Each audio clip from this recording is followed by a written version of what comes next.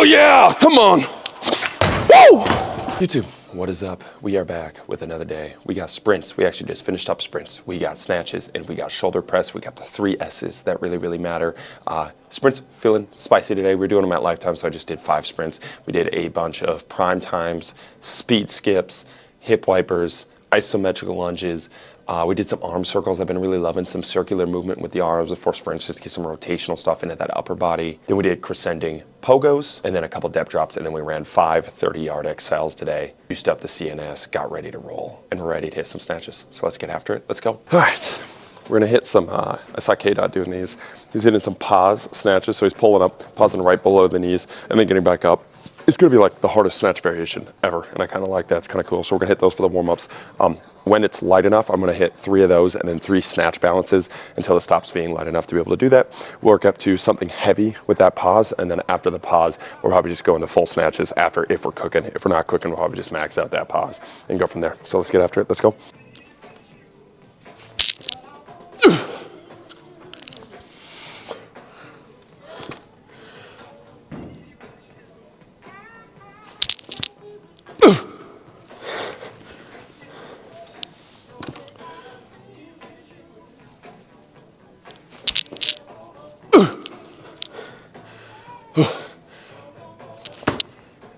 Oh man, that is why my catch position sucks.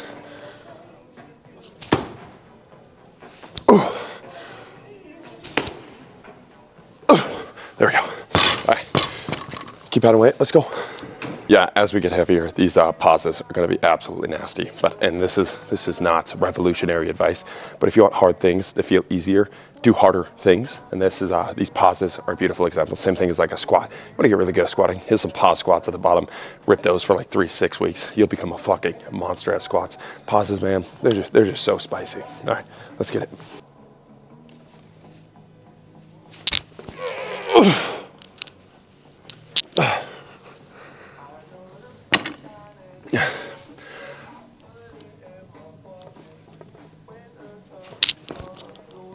Oh, sloppy.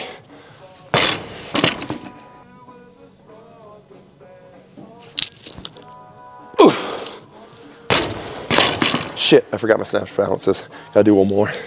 Get those snatch balances in. Come on, meathead.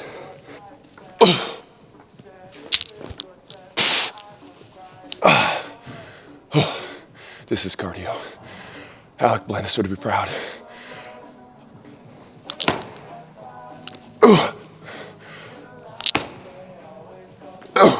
God, I suck at these.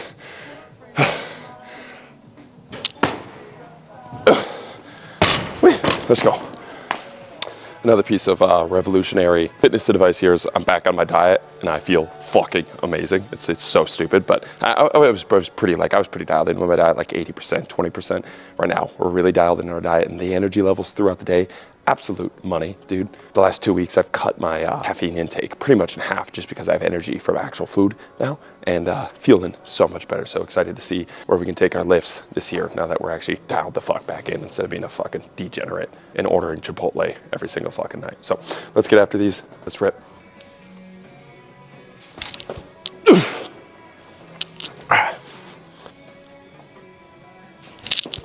Oh, those are gross. Come on, lock in.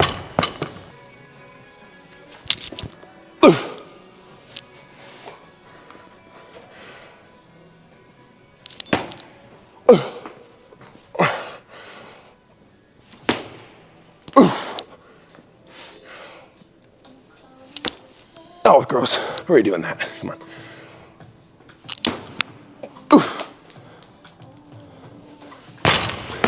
Almost lost my headphone. All right, keep ripping, let's go. All right, let's hit 2 more sets of this with the snatch balances. We'll hit this, another set, and then we'll hit singles with the pause, and we'll keep doing the pause until we can't do the pause, and then if we're feeling really good, we'll hit some snatches. So let's get after it, let's go.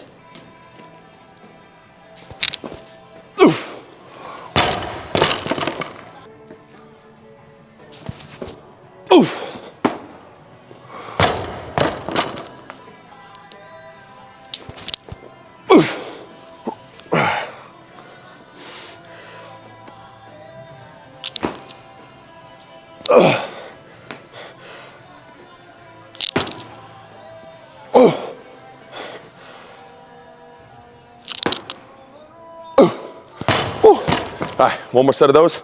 Then we'll get after sinkies and get after it. Let's go. All right, last set here. Let's get after it. It's probably gonna be a send.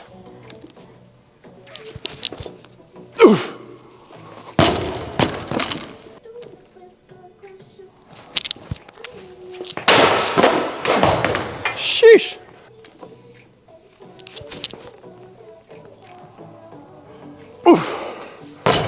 Holy shit, one more. There we go, that was better. Oh, all right. I'll try to yeet these.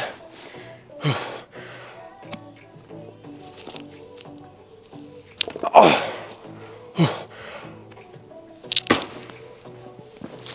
Oh, come on, dude. Ah.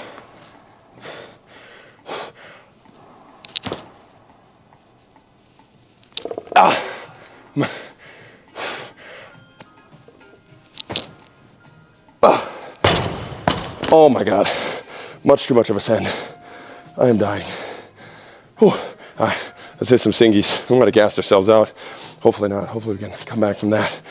That was good though, that was a send, let's go. All right, that last set was a little bit of a send, but felt decent. Let's get to some singies. Hopefully bring a little bit more focus to these, let's go.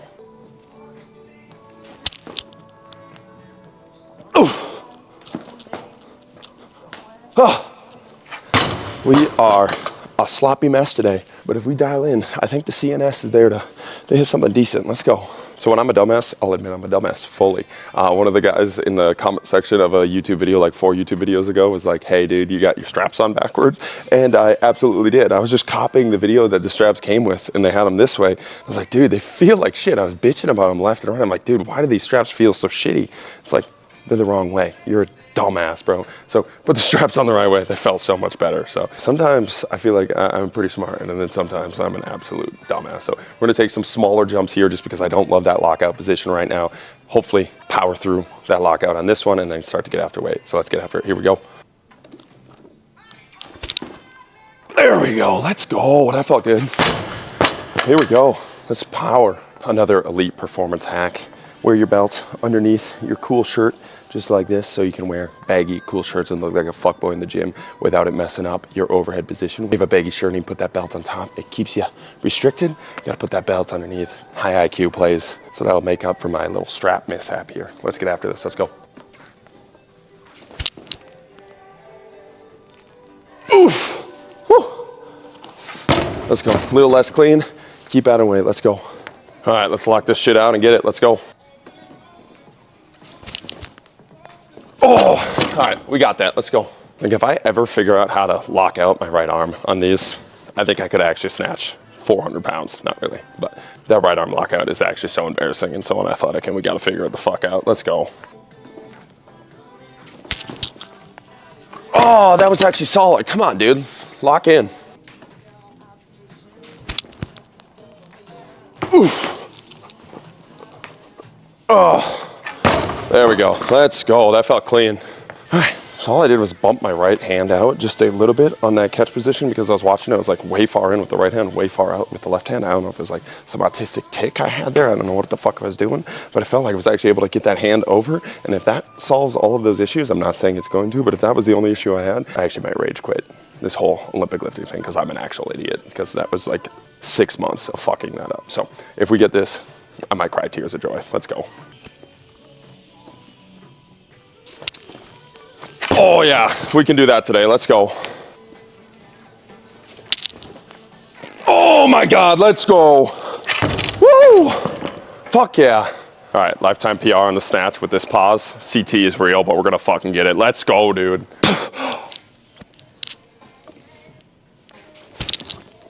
Oh, let's go, we got that, come on. Oh yeah, come on, baby, let's go. We're gonna fucking rip this. Oh yeah, come on. Woo! Come on, fuck yeah. Come on, baby. Woo! Woo!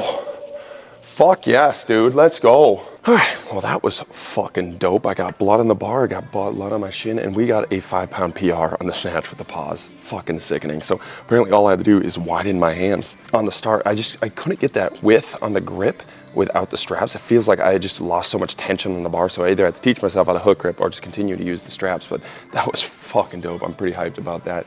We're gonna finish up with some shoulder press. We got like 10 minutes here. Finish up with these shoulder press, hit something heavy, get out of here. Let's fucking go.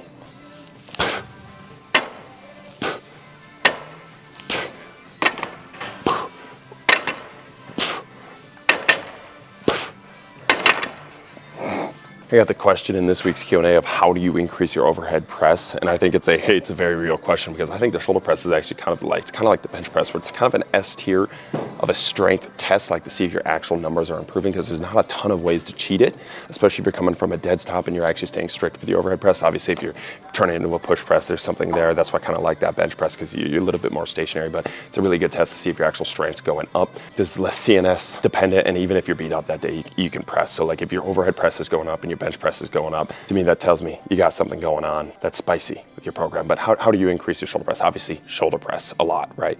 You just got to do the task, and you got to add in a bunch of different variations, right? You also have to increase your tricep strength, right? Like that lockout strength is absolute money. You get your shoulder press strong, you get your tricep strong, your bench is going to explode. I think it's a lift that a lot of people kind of shy away from, just because you do so much less weight and it's not really a bragging right exercise. But having a sick overhead press is fucking nasty, and it means you're strong, and that your bench press is probably going to be nasty too. So work your triceps. I would add in a high rep tricep day. I think triceps respond really well to high reps. You can hype up all the way up to like 100 reps on the triceps. You hit a wedding warm up with your triceps, 4 sets of 25 there. You can hit 1 set of 100, 10 sets of 10. Triceps are pretty easy to bang out there, even just simple tricep push downs. On your bench day, I would add another overhead press variation that is not the actual shoulder press, but like a dumbbell press, seated press, an alternating press, an Arnold press, just something where you're getting overhead so you get a little bit more stim there.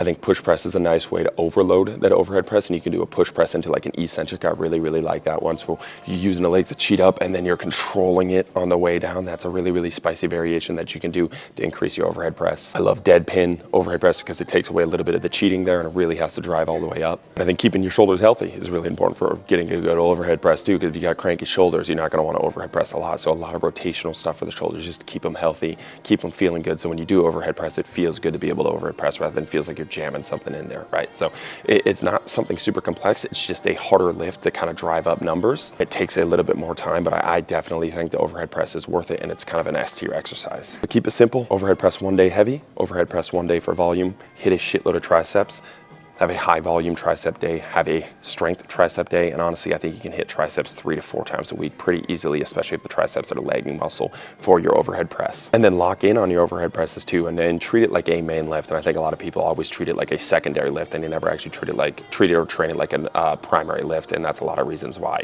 that their overhead press never actually goes up. It's like bench press. If you never actually bench, your bench press probably not going to go up. And if all you do is for your shoulder presses like 3 sets of 8 for your accessories a couple times in your program, it's probably not going to explode the way that you want it to explode. So 1 heavy day, 1 volume day, bunch of triceps, and it'll explode. So let's get after it. Let's go.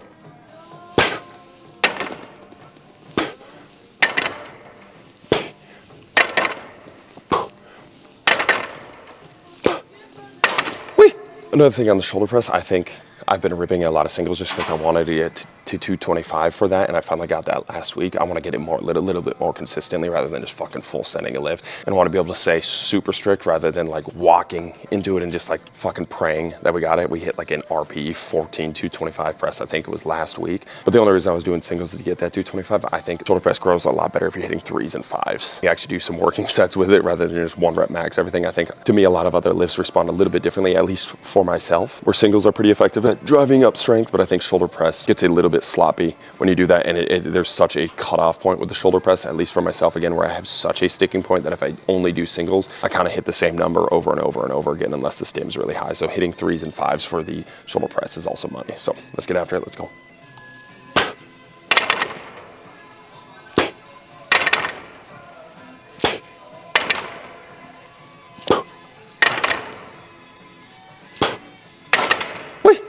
On that note, we're gonna hit a heavy set of 5 and a heavy set of 3 today. This is probably the heavy set of 5, and then we'll quickly build up to the heavy set of 3. We got about 4 minutes before this place closes, so we gotta rip. Let's go.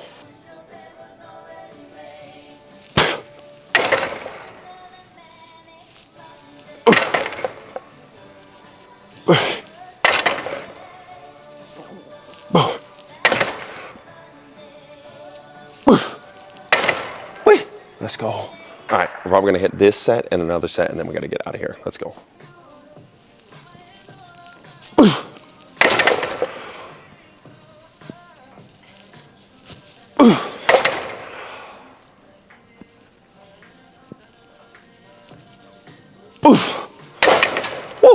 That is a sin. All right, one more set. We're gonna add a 2.5, record it for Instagram, then get out of here. Let's go. All right, we just got our final warning to get the fuck out of here. So we're having a very small break between those two sets. The last set was pretty fucking heavy. So if I don't get that, that's why, not because I'm a little bitch.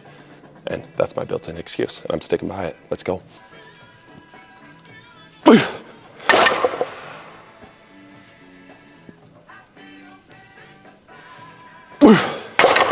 Come on.